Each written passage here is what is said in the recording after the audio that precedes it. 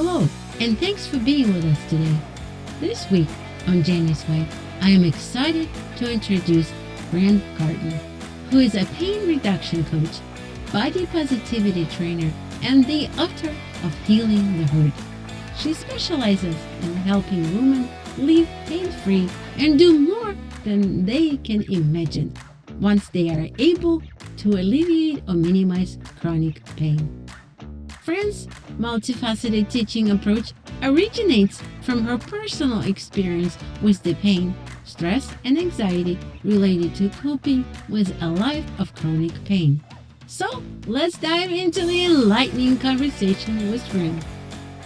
Hi, I want to welcome to the show Fran Garton. How are you doing today, Fran?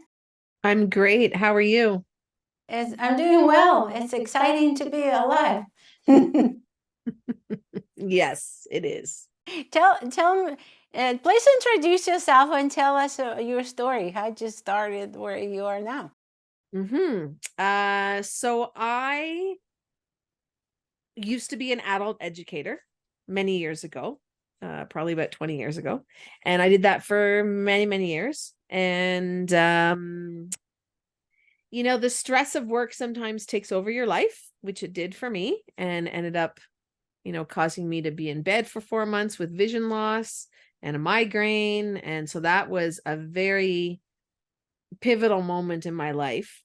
And once I recovered from that, then I started to think about what my career was going to look like, what I wanted to do moving forward. And I then became a personal trainer.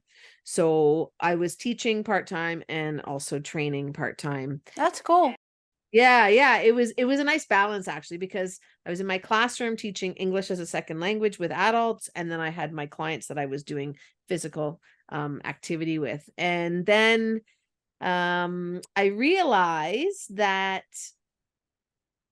the physical part is really important, but if you don't have a good mindset, if you don't deal with, emotions or other things that have gone on through our lives, that you can only get so far in the physical part. And so that's how the pain coaching sort of developed. And so that's what I do now. So I still do personal training and I do some pain management coaching. So I was diagnosed with fibromyalgia about 12 years ago. And I lived in pain for a really long time and kind of went through that pain, flare, recovery cycle for a couple of years. Wow. Yeah, until I finally decided that I was done with that and there had to be some other way. There had to be something. And so I dived deep into mindset work and forgiveness work. And I worked with a naturopath and an energy practitioner. And now I live pain-free and I don't take any medication and everything is, very well managed. So I help people and I teach them what I did so that they can do it in their lives. And then that way they can, minimize their pain and live a better, fuller life. That's it in a nutshell. Congratulations, and that's awesome. What an amazing pivot. You already have an interesting balance, like you said, teaching a second English as a second language, you said, right? hmm And also doing personal coaching. Yeah. And so now I don't teach English at all anymore. I've left that completely. So I just do training and coaching full time now. That's great. What do you like the most about doing it? I like the variety. I like helping people. I like people helping them achieve their goals. I like helping them realize that they can actually move forward in life or do more things physically than they thought that they could do. I think that's the biggest um, benefit to doing what I do, whether it's working with personal training clients or working with my coaching clients. It's the same result. They actually move forward in their life in different ways and in ways that they didn't think that they could. So that's really rewarding for me. Interesting you said that. So I had a personal trainer a couple of years ago, right before COVID, when you said do more than you can ever imagine. So he will put the weight on, on the bar, and I look at it and said, "Who, me?" He said, "Yes, you." And I said, "No." He said, "Yeah, you got this. You can do this." And I did. I'm like, who, me? I remember it like it was yesterday. It's like, who do you put that weight for? Is it you? I said, no. So yeah, you can do it. So I think it's amazing, right? What your mind is automatically tells you can't do it, right? When you looked at that weight, you're like, that's not for me. I can't do that. And your trainer's like, yeah, you can actually. And so it really is remarkable how the mind really stops us or allows us to do things, right? And whether we hang on to that, like you said, oh, I can't lift that. If you had stayed with that thought, you wouldn't have been able to do anything. Like you wouldn't have been able to do it. But because of maybe how you felt that day or the confidence you had in the person that you were working with, they were like, no, I believe that you can do it. And so I believe that there was a small part in your brain that went, yeah, maybe, yeah. If my trainer thinks I can, then why should I not think that I can do it as well? And that little part is the little piece that you need that then you actually do it and you go, wow, like, look at me. Yeah, that's what and then once I did it, I said, oh, look, everybody's looking at me. I'm doing it. Look at me. Yeah, I'm doing it. So that was like amazing. It's like having yourself surrounding with people and coaches that lift you up and allowing you to see what you can see. One of the ongoing themes that I've seen throughout the last 5 years, actually 10 years, but like there's things that we can see that we're able to do or reach the dreams or the visions. But if somebody else outside of your perspective, they say, yeah, you got this, you can do it. We start thinking, oh, perhaps I can do it. And sure enough, you do. You may not gonna go from lifting 10 pounds to lifting 200 pounds in a day. That's not realistic, but gradually you get where you want to be. And I think there is a huge parallel in what we're saying. Weight is an example, but that could be in relation to anything in our life. Absolutely. Absolutely. And I think, I think you said it exactly right. And I think it's the key point is that it's not about going from, and weight is the good example, 10 pounds to 200 pounds. No, it's not about that. It's about incrementally going and moving forward a little bit more. So every time you just do a little bit more. And that could be something really small, like, drinking water is my nemesis. I have trouble drinking water, but you know what? If I have 2 extra sips today of water, then that's 2 more than I had yesterday. And then tomorrow I do 2 more swallows of water. And that's 4 more than I did 2 days ago. And so then eventually you build up to it, right? And I think we forget sometimes to recognize the small movements, because the small movements are what get you to whatever goal you've set. It's not these gigantic, right? Like what I read a quote by Usain Bolt the other day, and he said, I trained 9 years to run 10 seconds. What a journey that is, right? Right. And when I read that, I was like, oh my gosh, like, yeah, like he trained all this time for this tiny moment in his life where he achieved his goal. And so when we think about it in that sense, every little bit counts to get us to where we're going. We often forget that that's not exactly about the destination, it's the journey. And you can't get from here to here and just parachute yourself. You have to take the little steps to get there, but the consistency is the key. Like as long as you're doing every day, and I can relate that to a business or to even podcasting. When I started, I was terrified getting in front of the camera. I said, oh my God, what if I'm going to say the wrong thing? But it just builds up. It's like every time you get better and better. Was doing one interview was difficult. Now I'm doing 3 interviews in one day, and it's fun. Is it always going to be smooth? No. Like there'll be different technical challenges or like whatever. But then you adapt and adjust and pivot.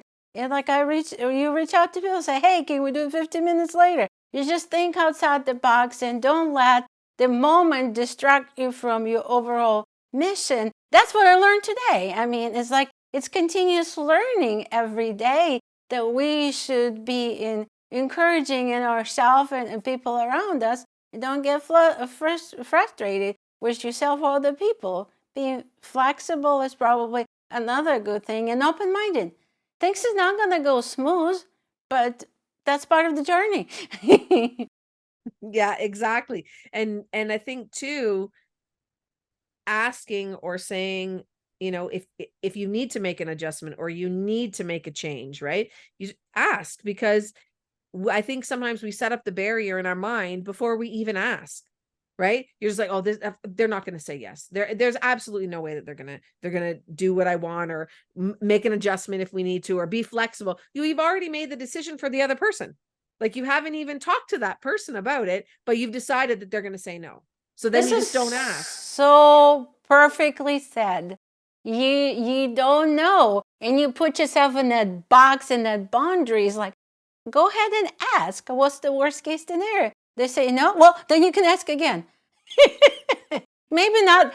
Maybe not right away. Give them a little time. Yes. Well, it's true though, when you think about it, because sometimes I've asked, like, to switch clients around, right? I want to, do my coaching in the afternoons, let's say. And because my mornings are really full. And at first I was like, oh, I can't move that person. Like, there's no way they're going to want to move. And I thought, you know what? I can ask. All I can do is ask. And if they say no, they say no. And so I did. And the person said no. And I'm like, okay, no problem. Like, that's fine. But then it's interesting, because I got a message from that person that had said, no, I can't change to the afternoon.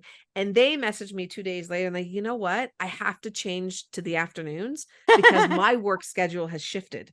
And I'm like, oh, universe. Thank you, universe. Right? Because I threw it out there that I wanted to switch it, and the person said no, but then all of a sudden, and maybe back in their life too, they were kind of thinking, oh, maybe it'd be better if we could switch things around. Like, who knows how that transpired? But all I know is I asked, I got a no. I'm like, okay. And then all of a sudden it was delivered. So you never know.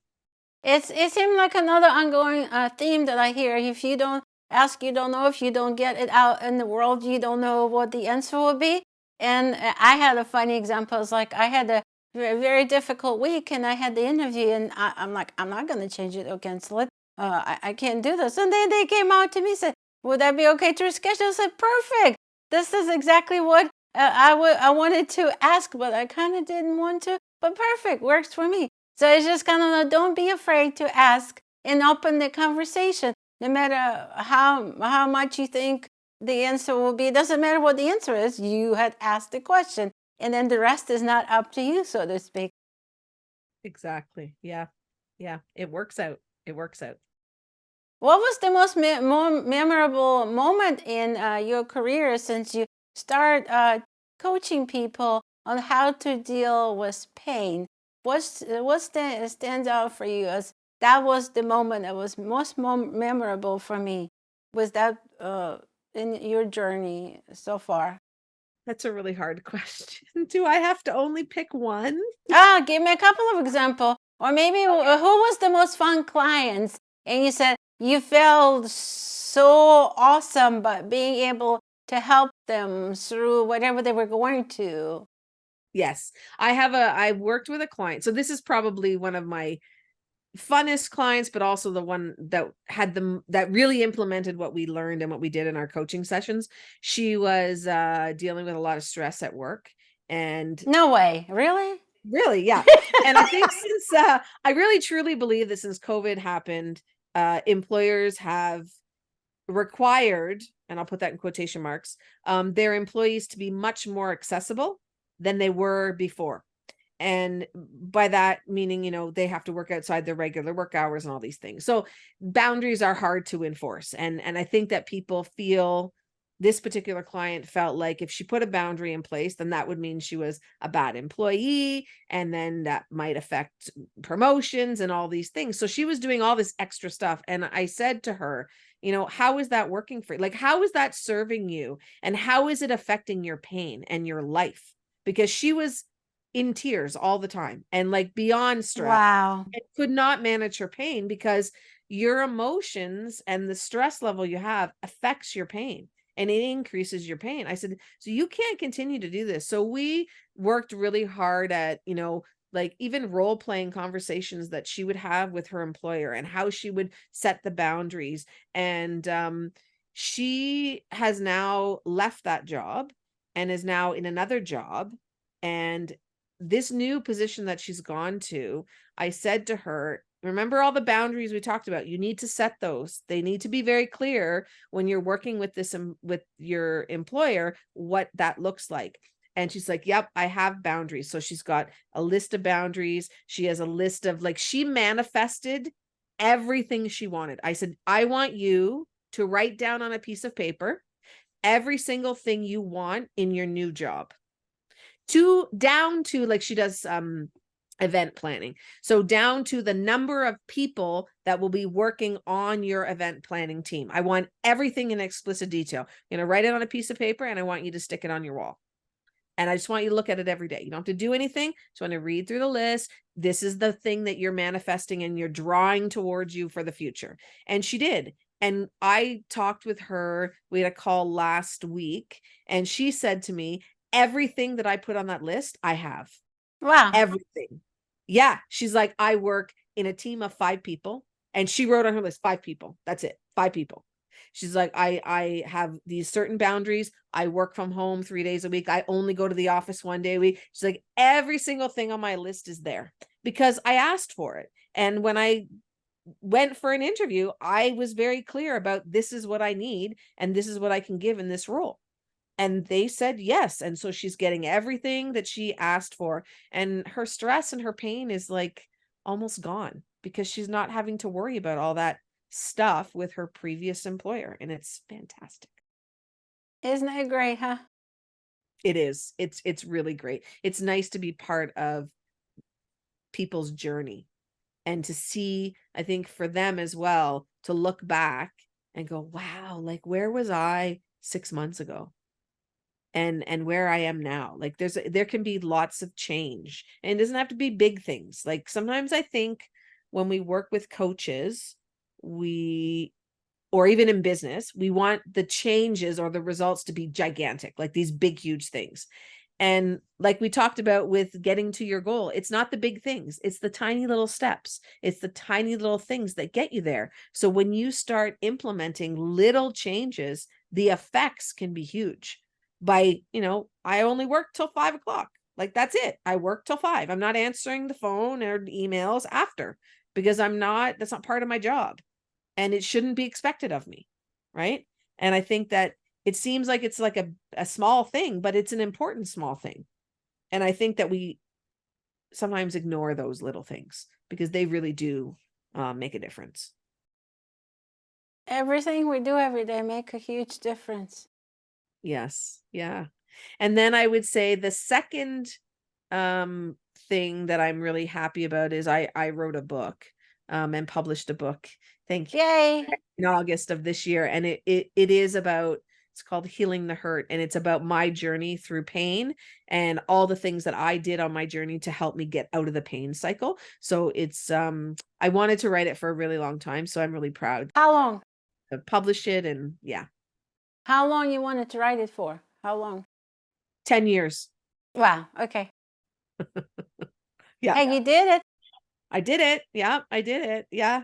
And it's great. It feels good. And I've talked to people. I've gotten messages from people who have bought it and been like, oh my God, it's such a good book. It's so helpful. I'm rereading it. And so I'm really glad that it's resonating with people and helping change their lives.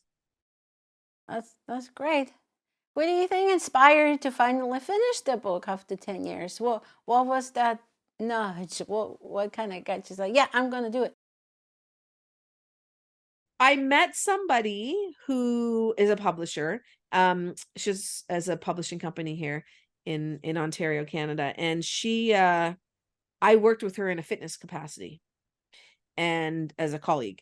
And then she had messaged me and she said, hey, I've started this publishing company. I'm like, I didn't know that she published books. I thought she was a fitness person, right? People do so many things, right? And she's like, yeah, she's like, I'm doing this 5-week writing course. And I'm like, oh, okay. And she's like, and we walk you through, we teach you to publish yourself. And if you decide you want to publish with us, then we will be happy to publish your stuff. But we teach you how to write, and we go through the process and all the things. Do you want to join? And I was like, sure. And that really was the thing. Like, and it sounds very simple, but I said to her, like, when do we meet? It's on Zoom. When is it? Monday nights at 6:30. Monday nights are my free night. Like, that's literally what it was. I was like, well, then I guess I'm going to do this. And it's only 5 weeks. That's the other thing. It's like, it's not, I'm not committing to 6 month or a year-long thing. It's 5 weeks. So Surround yourself with people that lift you up and say, come on, you can do it. It's the same thing, isn't it? it is, right? It comes back to the same thing. And, working with her at first, the first class of the session that we were together, I was like, oh God, I don't know. This is a big, I don't think I can do it. I don't think I can do I it. made a big mistake. And she and her partner, they're like, you can do this. All of you can do this. We believe in you. You can write this book. You've had this idea. And she asked the same question. How long have you wanted to write this book? And all of us, 10 years, 5 years, 7 years, 15 years, like all of us. Nobody was like, oh, just thought about it this year. Nobody. Everybody was like 5 years or more. So it's kind of like, well, then this is the time. So I think sometimes when and it comes right down to it, what do you want, and ask for what you want. And somewhere along the lines, you're going to get what you need. It's going to show up. So just be open to what comes. Some people close them up and they say, oh, it's been 10 years. I wanted to do it for so long. Well, it haven't happened. Why worry about it now? But no, you put it out there. Perhaps it wasn't the right time. Just sometimes it happened that way too. Just being open for it to come into your inner universe and allow yourself to receive the gifts. Mm-hmm. And I think too, with when you're creating something, we'll say, whether it's a book or a course or a podcast or whatever it is, you do the thing over and over again. So when I'm working with my coaching clients, all the stuff that I do talk about in my book is what I talk about with my clients. So I'm constantly talking about the same thing, right? Just like for you go through the podcasts, similar themes come up, similar people, similar ideas, because you do it all the time. And so I think sometimes when we're going to write the book or create the course or whatever it is that we want to create, we're like, how am I possibly going to do that? Well, just sit down and think about all the things you do related to that thing that you want to write about, or that thing that you want to create. You do it all the time. You talk about it all the time. So how about we now use that as your material to create the thing that you want, because you know it, right? That's the thing, is I think we doubt ourselves and we're like, no one's going to listen to me. It doesn't really matter. I figure if one person listens, if one person reads, if one person hears the message, then I did my job. I think that's very important message for everybody to listen. You're important and your voice is important. It starts with one person that believes in you, your coach, your mentor, your colleague, your friend, your family member. It doesn't matter who it is. At the end of the day, as long as you believe in yourself and don't listen to what they call them naysayers. Oh, you can do it. That's too big of a dream.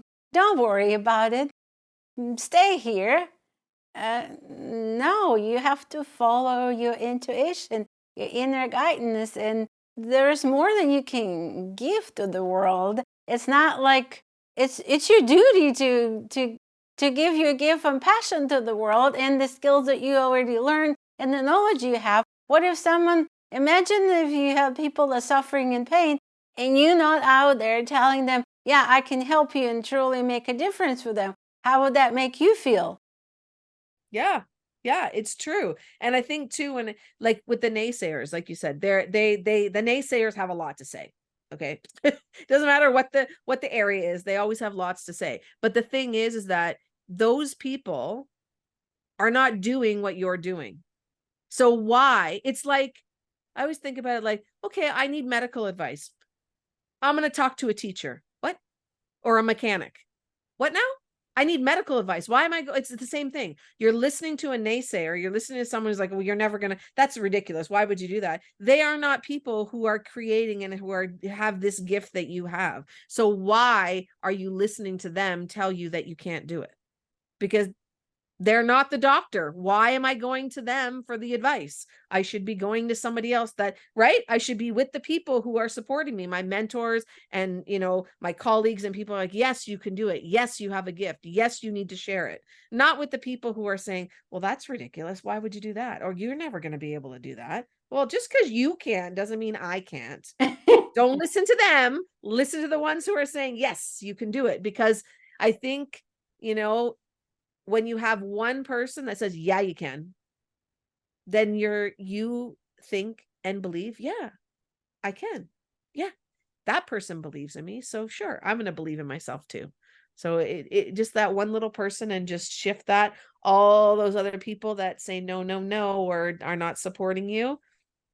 You just don't need to have those people around necessarily, I think, because they're not doing anything for you. I think if we all reflect in our lives and look at, it only took that one person to believe with me, no matter what you wanted to do. Only starts with one person.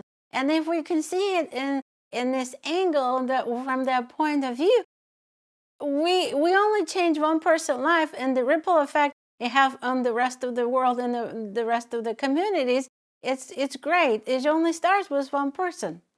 So that's something I really believe in it. And then the more people we empower to feel better, because if you don't feel good, you don't feel balance and peace, you can't create anything. And I think business people, especially when they wear 20,000 hats all at once, they forget about self-care, and then they get stressed out, and then they get in pain, and it's just a vicious cycle at that point. Yeah, it's true. And it's hard to run a business, to be an entrepreneur, because you're right. We do all the things, right? We do every single thing. If we're fortunate, we have other people that, as we're successful, we can hire others and we can outsource the things that we don't have to worry about. But in the beginning, you're doing everything, and it is exhausting. And I think that we forget how important it is to take care of ourselves. You're right, because if we can't be healthy and happy, then we can't serve other people as well. Yeah. What do you think will be the most important couple of tools that people can bring themselves to a balance to stop that anxiety circle, and kind of prevent from them to get that pain, that message saying, like, especially if they already have some pain issues, any stress will exacerbate it, make it worse. What were the couple of tools that will help them? First of all, I would say, when we're talking about stress, and I do a lot on stress, I like to keep stress really simple. There's a lot of research in stress, and you can get overwhelmed. I do it very simply. There are two kinds of stressors in your life: internal and external. That's it. Internal stressors are ones that you can control. So those are things like my actions, my thoughts, my words, my choices, right? What I do. The external stressors are everybody else. Basically, that's what it is. All the other people and everything. So things I can't control. So for example, this podcast, this is a perfect example of an external stressor. I can't control anything about the podcast. I can control me. I can control what I bring to the podcast. But in the end, you might decide, ugh, that was the horrible interview. I don't like it at all. Your listeners might be like, no. I don't like her. I don't like Fran. She's not for me. And that's okay. There's nothing wrong with that, because I can't control that. So I'm not stressed. I never stress about doing workshops, speaking in front of others, doing podcasts, because I bring the best of me. That's what I can control, is me and what I share. Everything else is external. So if in the end people don't like what I have to say, I don't get stressed about it, because I have no control over it. So that's one thing I would say, is really decide, are your stressors internal or external? And we often identify our stressors and we say that they are internal, but in fact, they're external. So for example, my kids, my spouse, my coworkers, these are all external. You can't control your children. You can teach them. You can attempt, that won't gonna work, right? But it's true though. You can teach them. You can teach them right from wrong. You can teach them the appropriate way to behave in certain circumstances, things they should and shouldn't say. Absolutely. That's your part of it. That's the internal part. You're controlling your piece in it. But in the end, your children are the ones that are going to make the decision. So if they know that they shouldn't say something, they're ultimately going to choose, for whatever reason, then there's lots of reasons, to either say something or not say something, or do this or not do this. They're going to choose, right? You can't force them to do anything. All you can do is teach them the best way, the right way. But in the end, they're individuals, right? And they really are going to choose. So as much as it's frustrating to have your kids not listen to you, they are their own people, right? And the goal is to teach them as best as you can, right?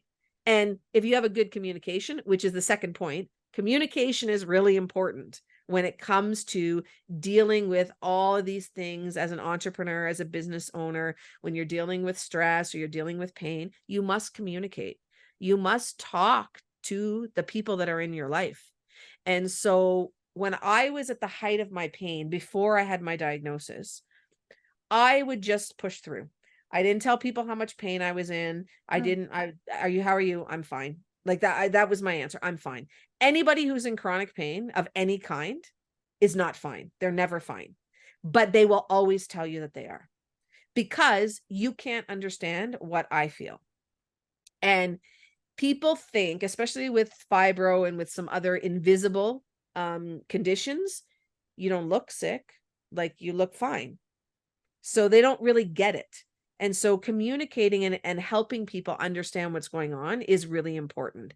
And I like to talk about Christine Miserandino is her name. And she created what's called the Spoonie theory. And so many people who have chronic conditions and chronic pain will call themselves spoonies. And what that means is we all have a finite amount of energy. And each activity that I do is going to cost me 1 spoon. Now, let's say I start my day with 10 spoons. So you start your day, Jenny, with 10 spoons, and assume you don't have any chronic pain. You're good. Okay. So you have your 10 spoons. You get up in the morning, you get ready for your day, have breakfast, go to work, send your kids to school. 1 spoon. No problem. You got lots. Lunchtime comes, you've at work, talk to people, drive around to the city, maybe use another spoon. So by the end of your day, when you get home, you still have spoons left because you don't have any pain. You don't have anything else you're dealing with. Somebody who has chronic pain, getting up in the morning could be a full spoon. Having a shower in the morning is another spoon. Getting dressed and getting to work could cost me another spoon. Sitting in traffic could cost another spoon. So if someone's living with chronic pain, it could be lunchtime, like 12 o'clock noon. I've used all my spoons. They're gone. What do you do then? Yeah, like I'm out. Like that's it. And the thing is that when you have chronic pain, you can't recover from that. Like you can't just go lie down and have a nap or take a rest and then you feel better. It doesn't work that way with chronic pain because it's constant. So to think about it and to communicate this with people, and I like people to know about this. Everybody starts their day, let's say 10 spoons. How much effort does it take to do that task will determine how many spoons it will cost you in energy. And for someone that's dealing with chronic pain, it costs a lot of spoons because it takes a lot of energy to do tasks that people seemingly do without any effort at all, because you're not dealing with pain as well, and the tiredness and exhaustion that comes with it. So communicating and explaining to people about what it's like and how it is to use your energy and to be depleted is really important. So communication is really important. And then the third thing that I would say is I really think it's important that we change the way that we view self-care, because I have noticed that we schedule in our self-care. Sunday afternoon, I'm going to take 2 hours and I'm going to read, or I'm going to have a bath, or I'm going to get a manicure. So Sure. just 2 hours. Like that's enough, eh? That's Mhm. enough self-care. Self-care should be every day. Self-care should be your priority. Self-care is not something that you shove in to your schedule when there's space. You should be having self-care throughout your week and throughout your day, and it should be everything else is around your self-care. So I think that we need to really shift how we're looking at it, because I think it's sort of an afterthought, whereas I think it really needs to be at the forefront. Well, I think it's kind of part of our culture here. I say our culture in our United States because, I mean, I've been living here in a long time, almost 30 years. In growing up in Ukraine, we kind of were spending more time with each other, kind of partying more, so to speak. Partying, I don't mean like necessarily drinking. I wasn't drinking. I was a little young girl, and I can just observe my family member just interacting with each other, sitting long meals at the table. I mean, I'm not saying eating all the food was good. It was great food, tasted awesome, but kind of communicating and connecting and sharing that love and telling the stories. Of course, that was all before we had the cell phones and all connected. That's kind of part of it as well. But at the same time, we were focusing on celebrations. We were focusing on bringing the whole family together and spending time with each other. Like, oh, somebody's birthday? Yes, of course. We're going to have a big table. We're going to celebrate. And that didn't necessarily have to include liquor, not vodka, it's vodka. Of course, I didn't even remotely drink because I was like a little girl growing up. But I've seen how interaction was different, more open, more direct. We weren't afraid to say how we feel. There was no need to be somebody else. You were who you were. And that kind of brings me back to my point. One of the biggest reasons that I wanted to start this podcast is to encourage people to be who they are, to be their unique self, to allow the world to see their uniqueness, to allow to shine their voice, their message, or their passion, whatever that might be. And I think we're lacking that because we've all seen the people who succeeded and say, well, I want to be like him or her or whatever the case might be. But you are you. And then you're putting all the stress on yourself trying to be somebody else, but you are you.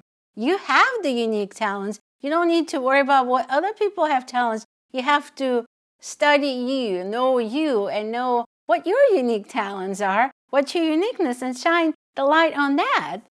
Your thoughts? Yeah, I agree. And I think you're right. Like, I think the development of cell phones and internet and all of that, all the technology that we have, it's amazing. Like, I mean, you and I can talk. It's awesome. I love it. Awesome. It's awesome.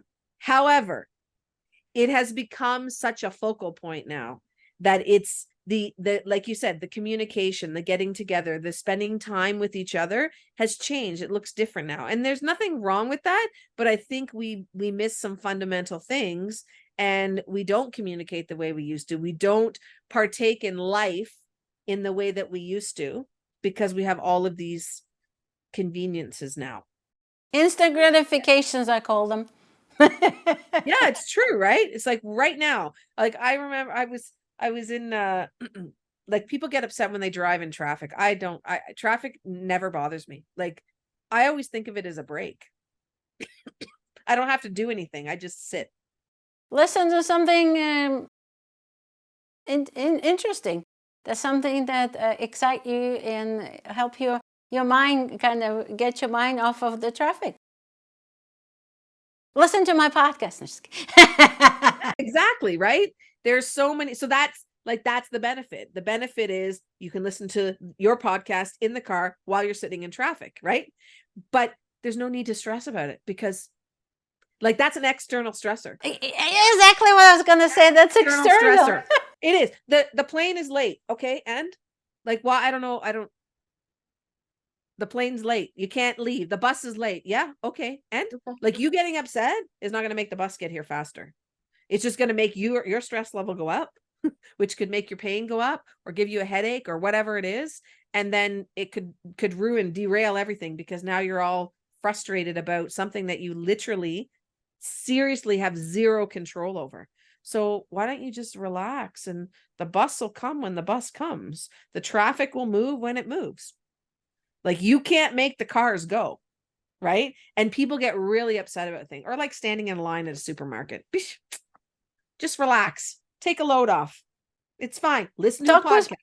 Talk to people around you. They're probably bored too. And you never know who you can meet. And that's one of the things I was going to say. If the bus late, well, look around. Maybe there's somebody you need to talk to. Or perhaps you need to listen to a podcast or watch the YouTube video that otherwise you wouldn't have had time. Instead of getting upset about, oh, I'm wasting my time. No, see it from a different angle. Well, what if I didn't have this time? I would have never heard that message. Perhaps I need to hear right now. Absolutely. Yeah. So I think we need to really look at those gaps that we have or those times where we really don't have control, but now we're kind of off the plan, right? And I think we plan so many things and we want to be on schedule and we follow a schedule that when there is nothing, we're like, what do I do? Like, this is wasted time. This is not wasted time.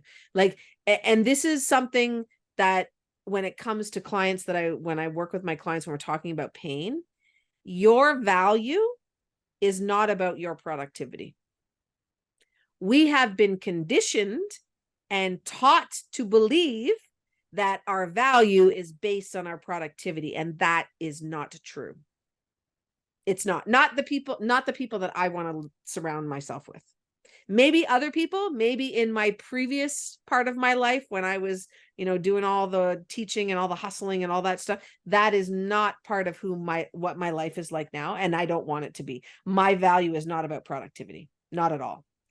It's about, helping others. It's about taking care of myself. It's about enjoying, communicating, living, not about what I can produce for somebody else. Not at all. So I think that that's another thing that we need to think about when we're dealing with pain or when we're dealing with our businesses, or when we're thinking about, like you mentioned, what's the unique thing about you? It's not about what you can necessarily produce. It's about what can you share with somebody? How can you help somebody? How can you move somebody forward with guidance? Like how can you support them? That's what's unique about you, right? That's the thing that you're bringing to others, not what you produce. Sorry, I have a strong feeling about productivity and value. I work a lot with my clients about that. It's huge. And we've been so conditioned in our culture. Yeah. Hustle.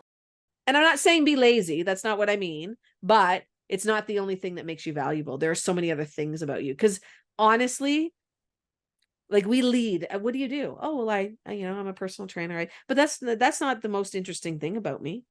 I have lots of interesting things about me. My job I love it. I'm passionate about it. I help change people's lives, but it's not the only thing about me that's interesting. What are the things that are interesting about you? What are your passions? This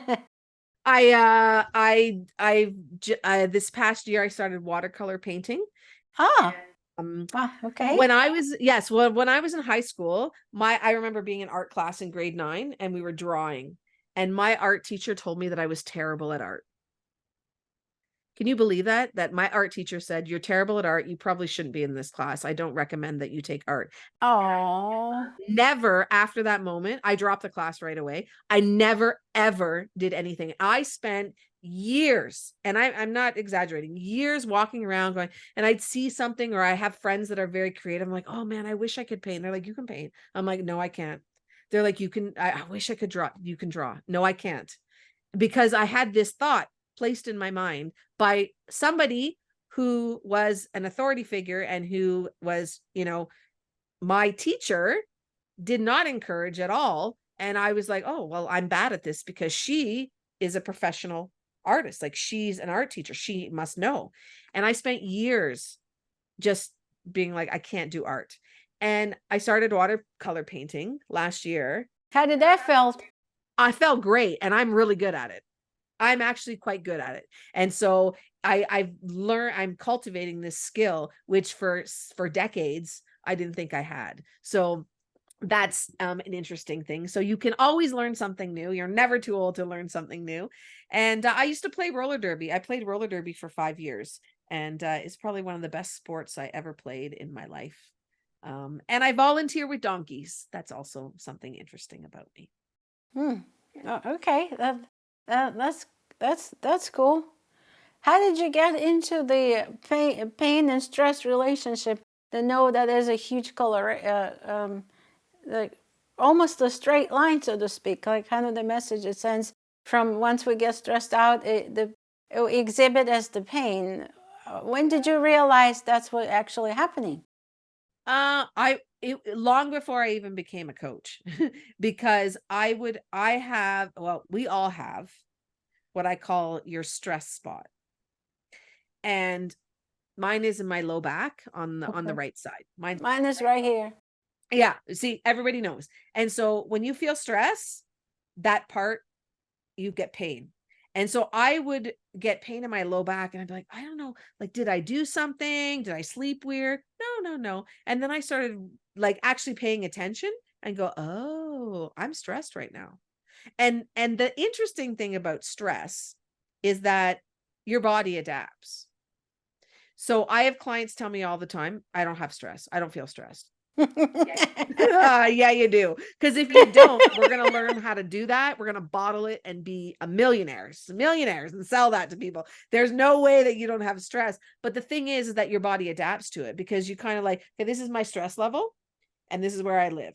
And then when your stress gets a little bit higher, your body goes, oh, okay, we're going to go here. Okay, we can cope with that. Yeah, no problem. And then, oh, we're going to go, okay, no problem. So your body, your brain, everything adapts, but that stress spot is still there. So even when you're like, I don't feel stress, check in with your stress spot.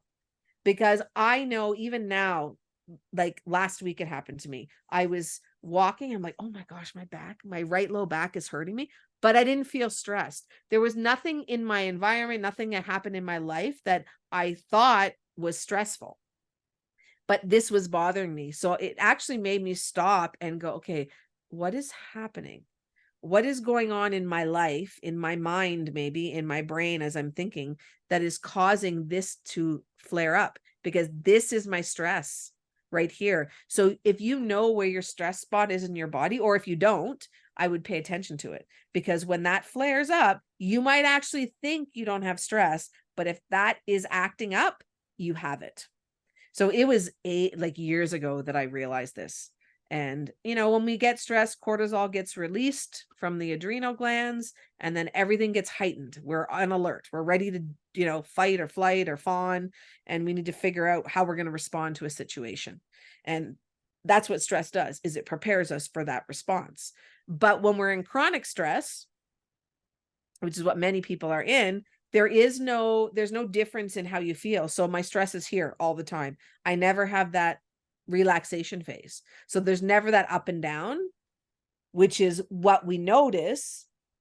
And we're like, here, oh, I have stress. Now I'm relaxed. Now I have stress. Now I'm relaxed. But if I'm always here, it just comes straight across, and I'm at the same level of stress all the time.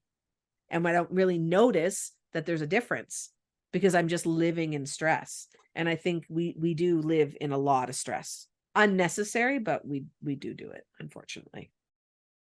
There's a lot of good points there. Some of the stress is truly unnecessary. And then, like you said, if we can't control it, then you just need to let go and just listen to yourself. So, okay, what can I do about it? Can I do something about it? No, then I'll go on to the next thing and just worry about what I can do, how I can bring my best self. And it goes back to the point what you said that you have to have the daily self-care. Because if you do have however long, 5 minutes, an hour a day, whatever works for you, you kind of brings those cortisol levels and just allow your body to relax and restabilize. Because some of the stress could be helpful, but as long as you don't stay in the chronic stress, a little bit of stress can motivate us. But that chronic stress, continuously overwhelming your body with all those hormones of stress, will bring you to chronic conditions such as pain, any kind of pain. Yeah. One of my I learned this from one of my clients, actually. She has what she calls a stress appointment. And so that's cute. I love it. Yeah. So it's Friday afternoons at 4:30. She has 30 minutes. She blocks into her calendar every Friday at 4:30. And what she does is throughout her week, from Friday to Friday, she has a notebook. And in her notebook, when something comes up that causes her stress, she writes it down. And on Friday, during her stress time, she takes out her notebook and she actually spends half an hour feeling stress. So that could be, she might feel angry. She might feel like crying. She might want to scream. She actually feels and releases. She might want to go like this. She might want to punch something. Yep. But she actually spends 30 minutes and she goes through the list and she goes, okay, number one, she looks and she goes, oh yeah. And she feels the stress. And then when 30 minutes is over, she's done. And she leaves the list. But she said the interesting thing that she's noticed is since she started doing it, even after a couple of weeks of doing it, the thing that, is on the top of her list, and it's not, she doesn't rank it in any way. It's just as they come up, she writes them down. And then she goes through each one. She'd be going through the list and go, oh, number one, oh, that fixed itself. Okay, cross it off. Number two, oh, well, that's not even a big deal anymore. Cross it off. So a lot of the things that she was stressing about kind of either resolved themselves, or when she got to the time to actually stress about it, because she's removed herself from it, that she actually went, oh, really? I wrote that down. So it really changed her perception on what things she should stress about. So she's like, I only have, and really practically, I only have 30 minutes to stress. So let's make it a valuable 30 minutes and let's stress about the things that are truly things that should be stressed about, not ridiculous things that I'm allowing myself to get upset about when I don't really need to.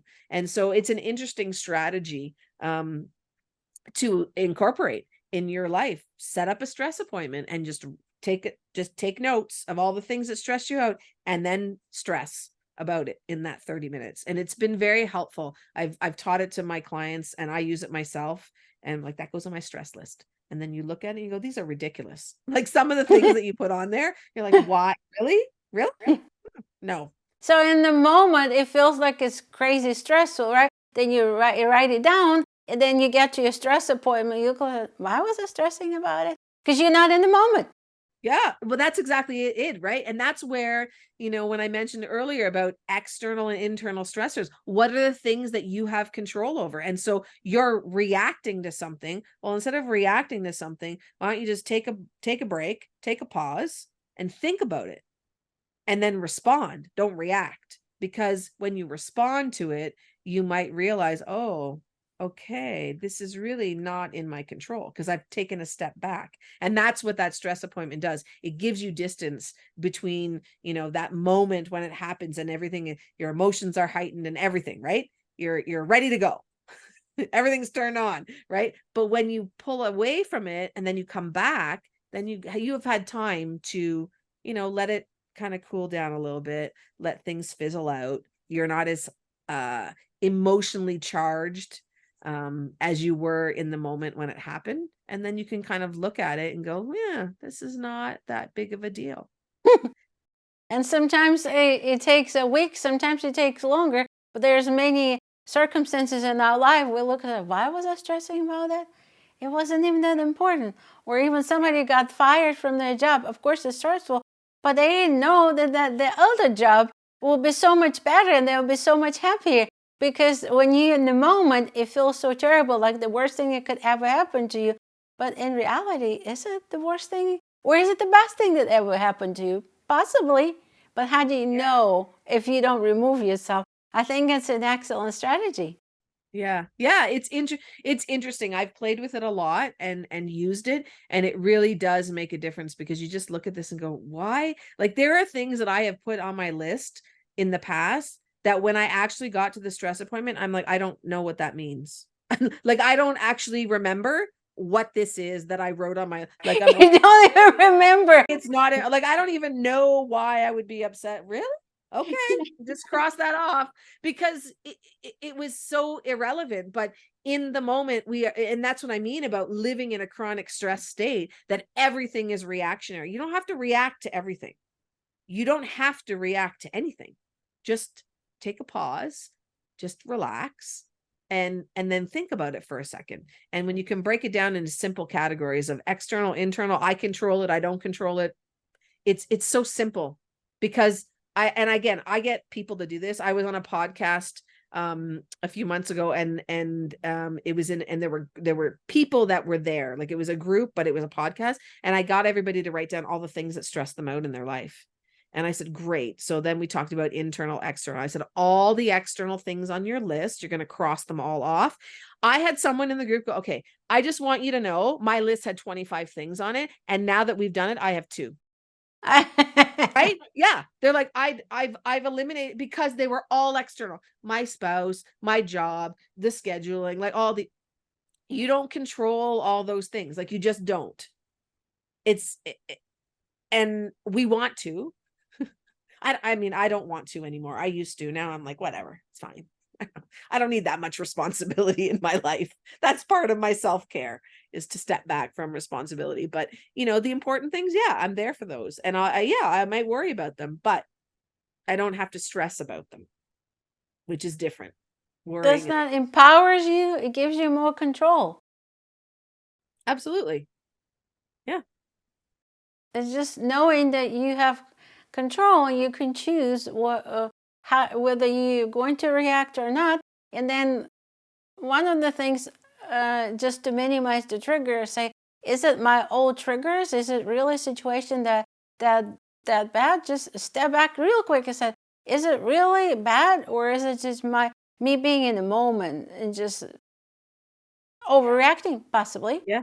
Yeah. Because you get caught up, right? You get caught up in all the pieces, right? And oftentimes I have found, like, when I really sit and think about it, in those moments when I am responding to something and getting stressed about something, there's often other people that are involved.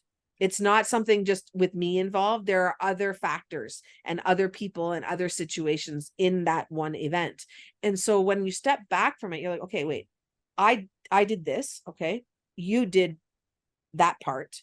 How do these things come together to cause this conflict, let's say, right? And what can I do to minimize that conflict? I don't have to maintain a conflict. It's not necessary. I choose to do it. Like, if I'm arguing with somebody, I'll have to argue with you. I choose to argue with you. Right? It's true though. And It when is. we break it down and we say that, I've said this to clients, and they're like, that's not true. Yeah, it is. Well, that person said something rude. Okay, fair enough. Okay. Is it your responsibility to do something about that? Like, I mean, if you think it is, absolutely go right ahead. I'm not judging you, but I'm talking about from your peace of mind and reducing your stress and reducing your pain. Is it necessary that you have to argue with that person? Like, you're never going to convince somebody that your opinion is right and their opinion is wrong. It's not going to happen. Like, we all have our own opinions, all of us. And I think apples are fantastic, and you think bananas are the best. I am never going to convince you that apples are better than bananas, because you think bananas are better than apples. So why would I argue with you about that? Like, I'm not going to change that. I can try to say, okay, these are the reasons why I think apples are better than bananas. And you go, great, these are why I think bananas are better than apples. I'm like, oh, those are valid points. Yes, thank you for sharing. I still think that you're wrong. Apples are better. like it's not going to change it. Miraculously, someone's going to go, oh no, oh, I'm a Republican now, I'm not a liberal. Like, that's not going to happen. Like, it's just not. So why get into that situation where you're arguing about things when you're not changing? I'm not saying, don't stand up for things, and I'm not saying don't speak your mind. I'm not saying anything like that. But when you're talking about things that are important topics, absolutely speak out, stand up for what you believe is right. Absolutely. But when there are things that, and this is where you have to be aware of what's going on, right? Is this a thing that's of value and importance that I need to really take a stand on? And absolutely do that. I fully believe that. But is this something that I need to take a stand on? And nah, right? That express, pick your battles. Is that the hill you want to die on, the banana apple hill? No, I don't care. You can have all the bananas you want, Jenny. I'm fine with that. I don't care. I'll take the apples and we'll be fine. Right? But when you think about it, we have these communications, these disagreements, these conversations, and there is no resolution because it's not an important topic. When it's important, yeah, that's a different story. You're gonna speak out for sure. But for a lot of things that we allow to clog our brain and our body and our hearts, and spend our energy on. If you look about it, when you argue, you're losing your energy. It goes back to your 10 spoons. Especially if you're already in pain, and you argue about something minuscule that, in the big scheme of things, in 5 years down the road, it's not important. Don't save your energy to do something creative and productive. Yeah, absolutely. Yeah. So if we can be more aware, and I think that's the big thing too, even coming back to your question about things that people can do in their life to minimize pain and really reduce their stress, be aware of what's going on in your life. Like really be aware and how you're responding to things, how you're interacting with others, what is taking up your time and what is taking up your mind, right? Because some of those things are not necessary. They are using your energy and they are wasting those spoons. So yeah, like when you can look at your life and your day in 10 spoons, it changes the decisions that you make. When you're like, even if you're not in chronic pain, I encourage you to try it as an experiment. You have 10 spoons. Everything that you do uses energy. And how much energy are you using? And how many spoons are you going to waste in some cases on that particular activity? And instead, you can just be productive and get something else, something done in the time that you're wasting that energy on something insignificant. Absolutely. Yep. Fran, what do you think you learned in the last 3 to 5 years as the business owner that you wish you knew but you didn't at this point? What do you think important for people to know, especially if the one that want to get into business, they have a great passion and they want to start the business? I tell them, don't quit your day job just yet. Just kind of figure out where you want to go. What did you learn that you would want people to know? It takes time. And I know we say that a lot and I've heard a lot, but it really does take time. Mm-hmm. And as you're going through your journey and building your business and finding your passion and building this thing that you want to share with the world and help others, time, sometimes it will be very quick and you're like, oh yeah, good. Yes.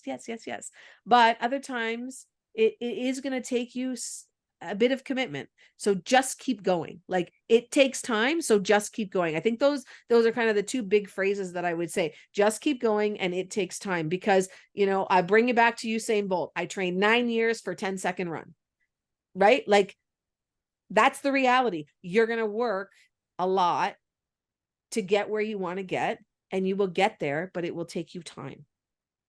So just keep on going. Don't give up. And make sure you do your daily care every day, but keep on going. Yeah. Keep on going. And it sounds really simple, but I think sometimes as entrepreneurs, and especially when you're starting out and you're starting this, you're, like you said, you're on your own. You do everything by yourself and it is exhausting, but you can do it. Just take your time. You'll get there. Don't give up. Because when we hit a roadblock, right, then you're like, oh, that's when that thought process starts. Oh, it's over. I'm not good at it. Yeah. Why did I start? And then it just goes down the hill after that. Once you allow that to happen, it's just...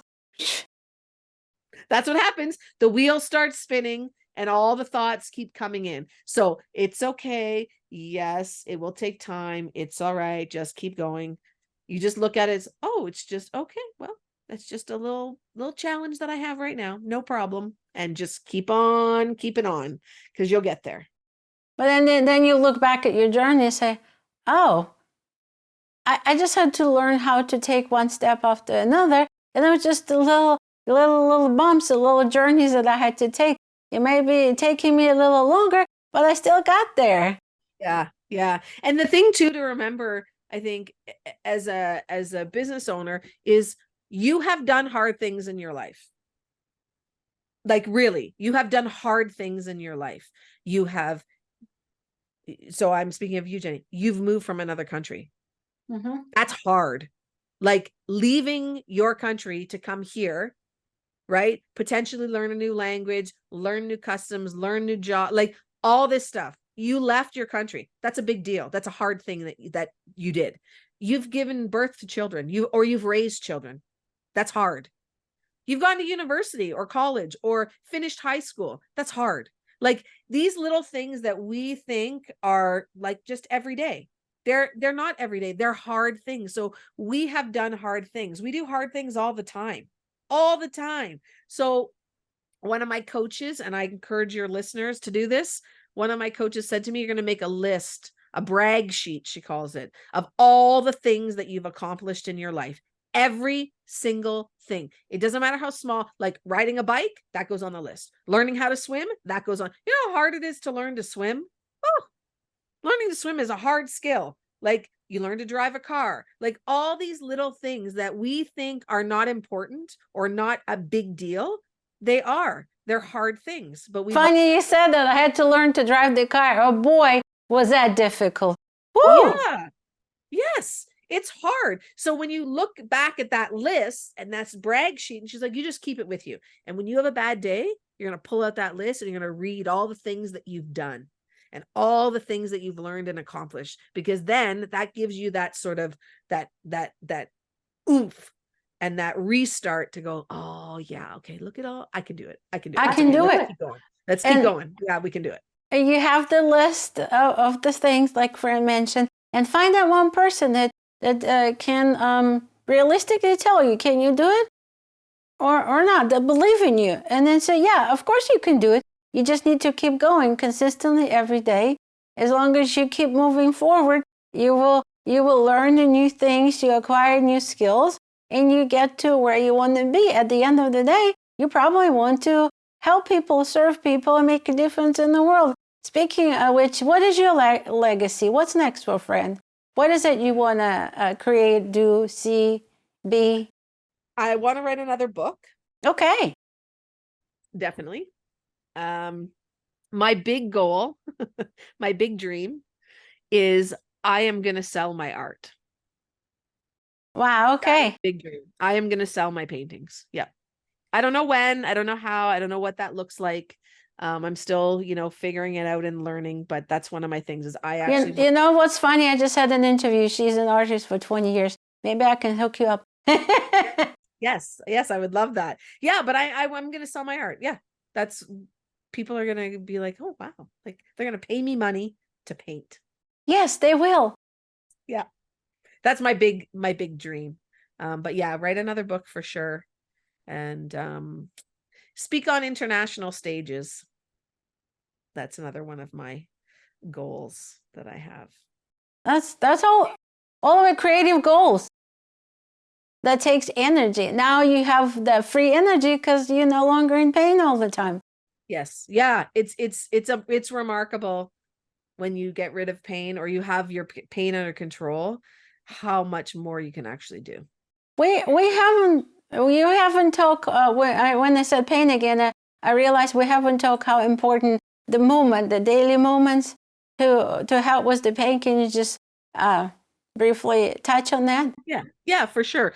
The thing with moving, okay, so our whole entire body is made up of fascia, which is our connective tissue, which allows my hands and fingers to move, right? It gives me flexibility. And our fascia should be flexible. But when we have unhealthy fascia and we don't move enough, the fascia gets really sticky. So it's kind of like Velcro. Okay. And then when I try and move, then I feel pain because it's pulling on the connective tissue.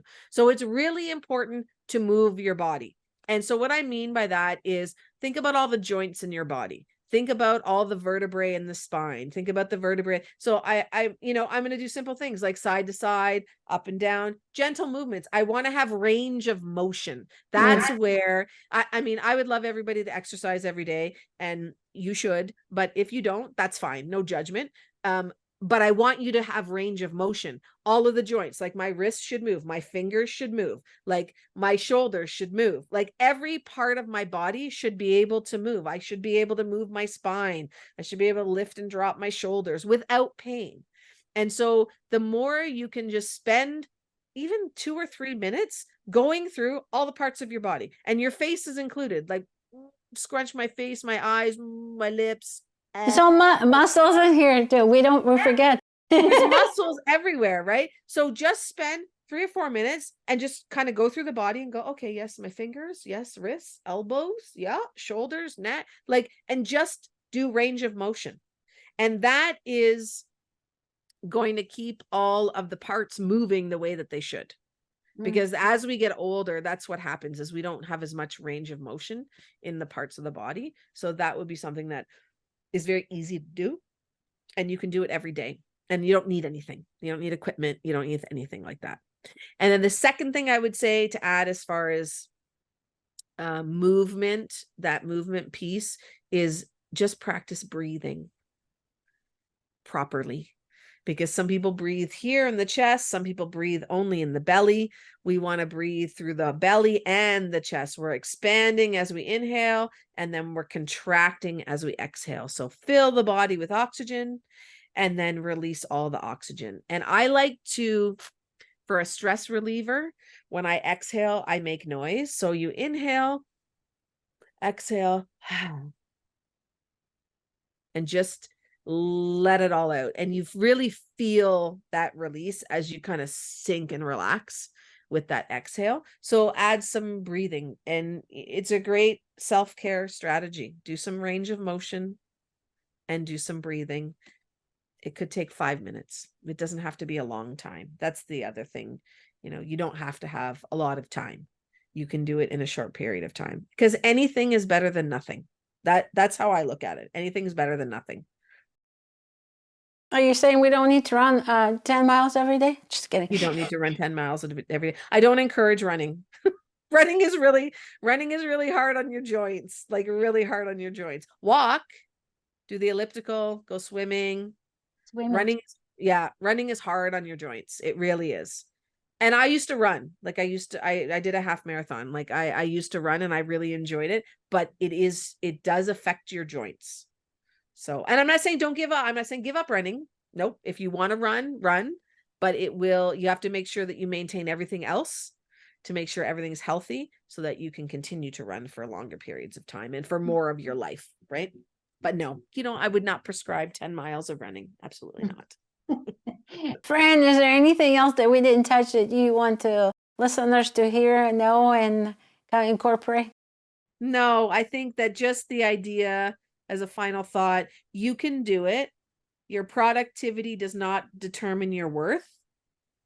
There is ways to control your stress and your pain. And ultimately, you are choosing what you do and don't do. It is in your hands. That's awesome. And to me, find that one person that believes in you, consistently take action every day, and start your day with self-care. Once you start your day with self-care, the rest of the day you can do whatever you need to do. Now, there may be days that you may not have time, so make sure you do either a few minutes in the middle of the day, especially if you get stressed out, or do it at the end of the day. If be flexible and open. Like if you really have an early appointment and for whatever reason you could not get out of bed, it's okay. Don't judge yourself. That's where I'm going with that. Do it later in the day. That's my kind of final thoughts. And you choosing what you're reacting to or not. Mm-hmm. Yes. So tell us how we can connect with you. Listeners want to get more information and connect with you, stay in touch with you. What will be the best way? Yeah, the best way is on Instagram. And I'm Fran Garton Pain Coach on Instagram. So yes, give me a follow. And if you have any questions, you can always send me a message and I'm happy to chat with anybody. It was very interesting. We've covered a lot of small, simple, yet very effective tools. So hopefully you guys can incorporate some of them or all of them, and we'll see the difference in your daily life as a person as a whole, as an entrepreneur, as a creative being, and encourage your uniqueness. And once you being true and unique to yourself, you can do anything, just one step at a time. And I really appreciate you being with us and spending time and sharing your wisdom and your experience. And we will stay connected. Thank you so much, Fran. Hey everybody, that's our show for today. My key takeaways are that stress and pain are directly correlated, and that the higher our stress, the more pain we experience.